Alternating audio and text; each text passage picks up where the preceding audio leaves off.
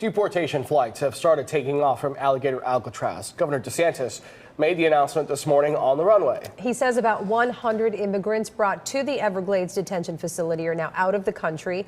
WESH 2 investigative reporter Justin Shecker live in the studio now. Justin, you have an update on a local man who was detained there. A DACA recipient living in Central Florida was one of the first detainees to be taken from the Orange County Jail to Alligator Alcatraz. While he's no longer being held in the Everglades, his attorney says she's still trying to bring him home to his family.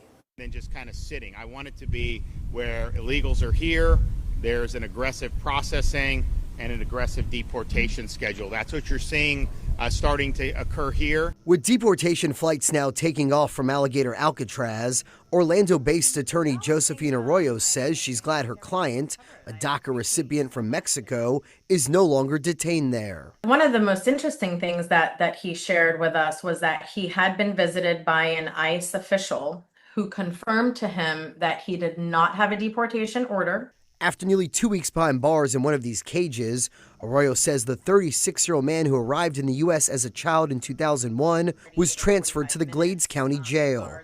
There, she says she finally met with him face to face. We were able to have a private conversation with him.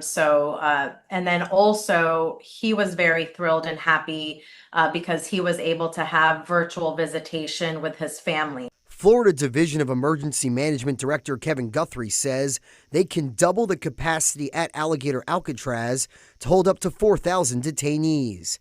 He says he's also coming up with contingency plans for an evacuation to another facility in case a powerful hurricane hits the Everglades.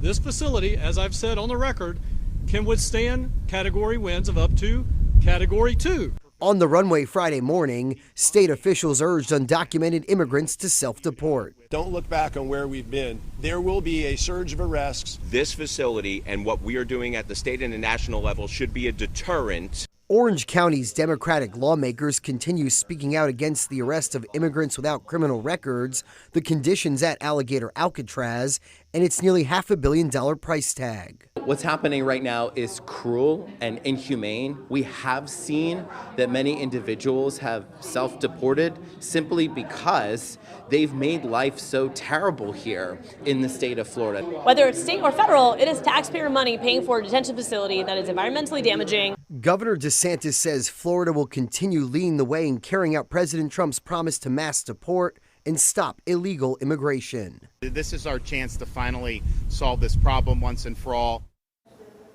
And the governor says he's hopeful Homeland Security will ramp up the deportation flights in the coming days. As for the DACA recipient, his attorney says an option is filing a writ of habeas corpus in federal court that argues his detention is unlawful. Back to you.